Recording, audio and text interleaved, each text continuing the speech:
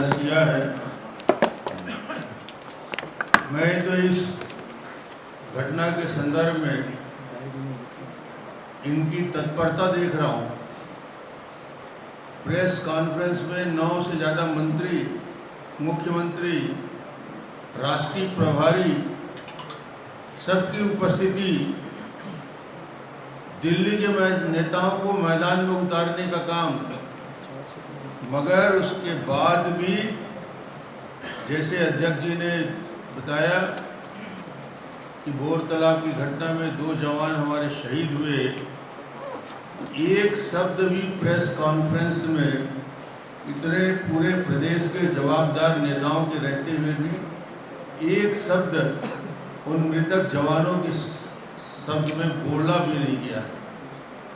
वो इतने ज़्यादा अपने भ्रष्ट नेताओं के बचाव के लिए लगे हुए हैं कि उन्हें इस नक्सल इतनी बड़ी घटना के बारे में भी कुछ बोलना उचित नहीं समझा। छत्तीसगढ़ में पहले बाहर से लोग आते थे, डेवलपमेंट देखते थे, विकास देखने आते थे। आजकल चर्चा होती है, छत्तीसगढ़ में कोई बाहर से आता है, मीडिया के साथ चर्चा करता है तो पहली चर्चा होती है ईडी और सीडी को लेकर ही चर्चा होती है। आज प्रेस कॉन्फ्रेंस में कहा गया कि राहुल गांधी के भारत जोड़ो यात्रा से बौखलाहट है। अरे भाई, जो यात्रा छत्तीसगढ़ आई ही नहीं, छत्तीसगढ़ में राहुल गांधी की यात्रा, भारत जोड़ो यात्रा आई नहीं तो बौखलाहट कहाँ से होगा? उसका न अता पता लगा, न छत्तीसगढ़ वालों को मालूम है कि कोई भारत जोड़ो यात्रा चल रही है। मैं तो कहना चाहता हूँ कि भूपेश जी अब राष्ट्रीय नेता आ रहे हैं, देश भर के बड़े बड़े नेता छत्तीसगढ़ आ रहे हैं, तो उनको छत्तीसगढ़ में दौरा कराइए, यहाँ भी यात्रा कराइए और यहाँ की सड़कों को जरूर दिखाएं कि छत्तीसगढ़ की सड़कों की हालत क्या है और छत्तीसगढ़ के गौठान में गौ माता की कितनी दुर्दशा है। ये राष्ट्रीय नेता जो हजारों की संख्या में आ रहे हैं उनको जरूर दिखाएं। आज उनके प्रेस कॉन्फ्रेंस में प्रभारी कुमारी शैलजा जी ने कहा कि पत्रकारों की आवाज़ दबाई जा रही है। मैं प्रश्न करना चाहूँगा, वो छत्तीसगढ़ में अभी नए प्रभारी हैं, इसलिए उनको ज़्यादा छत्तीसगढ़ की जानकारी नहीं है। मैं कहता हूँ कि कांग्रेस सरकार ने पत्रकारों के साथ क्या व्यवहार किया उसकी जानकारी तो ले लेते हैं कि छत्तीसगढ़ में कमल शुक्ला, नीलेश शर्मा, सुनील नामदेव के साथ किस प्रकार व्यवहार हुआ, जेल में डाल दिया गया, मकान तोड़ने की कार्रवाई हुई, पत्रकारों को प्रताड़ित करने का काम छत्तीसगढ़ में कांग्रेस सरकार पूरी तरीके से कर रही है। इसलिए राष्ट्रीय नेताओं और राष्ट्रीय मीडिया के बारे में चर्चा ना करें। कुमारी शैलजा संवेदनशील हैं, राष्ट्रीय प्रभारी हैं, मगर मुझे दुख होता है कि जब रायपुर की इस घटना में, जिसमें एक महिला को सड़क में बाल को पकड़कर घसीटते हुए उसको जख्मी करते हुए 1 घंटे घुमाया जाता है और उस घटना के बाद कुमारी शैलजा ने पत्रकार वार्ता में कम से कम थोड़े सहानुभूति के 2 शब्द तो बोल दिए होते। ये हालत है छत्तीसगढ़ में पुलिस की और निरंकुश होते अपराधियों का, उसका एक नज़ारा जरूर उन्होंने देख लिया होगा और छत्तीसगढ़ के लॉ एंड ऑर्डर की स्थिति को समझ गई होंगी क्या स्थिति है। भूपेश को इस बात से परहेज है कि राष्ट्रीय अधिवेशन के पहले ईडी के छापे क्यों पड़ रहे हैं। उन्हें आपत्ति है ईडी लगातार नेताओं पर निशाना क्यों लगा रही है। अरे भाई, 4 साल से कोयले की दलाली खाओगे तो ईडी नहीं आएगा तो भारत रत्न के लिए आमंत्रण आएगा क्या? ईडी तो आएगा। 4 साल क्या चल रहा है? और ये तो प्रमाणित तथ्य हो गया, बच्चा जानता है 25 रुपया प्रति टन की वसूली हो रही है और उसके लिए यदि ईडी 24 महीने की प्रक्रिया में धीरे धीरे परत दर परत उखड़ के आ रहे हैं, तो जिन लोगों के नाम है उन लोगों के साथ ईडी तो पूछताछ करेगी भाई, उसमें काहे परहेज करना चाहिए। और मुझे लगता है कि ईडी अपनी कार्रवाई कर रही है।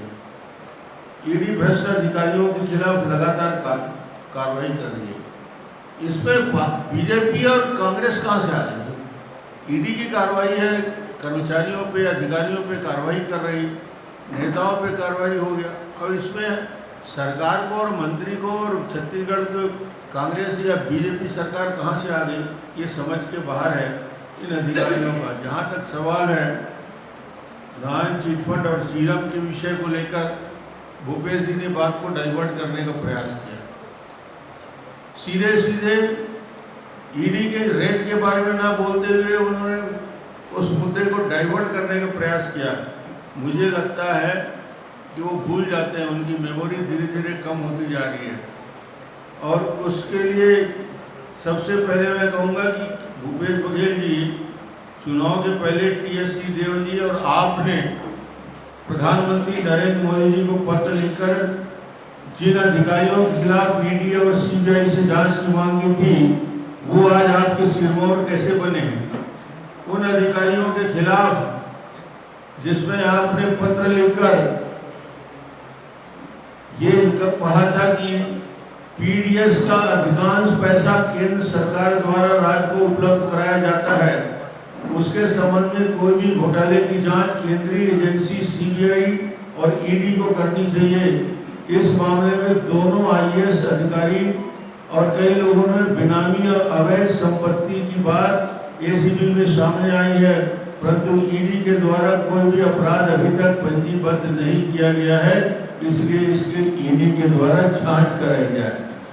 ये मांग ईडी से कितना प्रेम था भूपेश जी को, और किस प्रकार भूपेश जी ने मांग किया ईडी के जांच हो, और जांच के लिए मांग जिन अधिकारियों के नाम लिए, उन अधिकारियों को आज फिर से रिटायरमेंट के बाद, सेवा समाप्ति के बाद नियुक्ति दी जा रही है। सर्वोच्च न्यायालय में सुरक्षा के लिए लाखों लाखों रुपया खर्च करके वकील लगाए जा रहे हैं। इन तथ्यों को बोलना, जानकारी में उनको रहना चाहिए कि वही अधिकारी हैं जिनके खिलाफ आप पत्र लिखा करते थे, ये वही अधिकारी हैं जो आज सरकार के दिशा निर्देशक बने हैं। जहाँ तक सवाल नान के मामले को लेकर, सारे तथ्य सामने आ चुके हैं, सारे मामले न्यायालय के विचाराधीन हैं।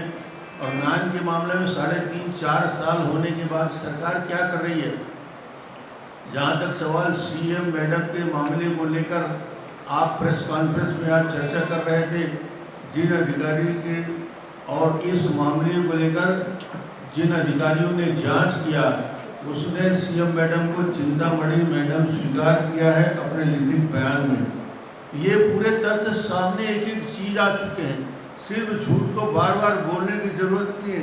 जहाँ तक झीरम की बात है, झीरम के घाटी के युग में केंद्र सरकार ने एनआईए का गठन किया, जिस समय मनमोहन सिंह जी प्रधानमंत्री थे और उस समय सोनिया जी भी यहाँ आई हुई थी। उस समय की घटना में उन्होंने एनआईए जांच केंद्र सरकार ने शुरू किया।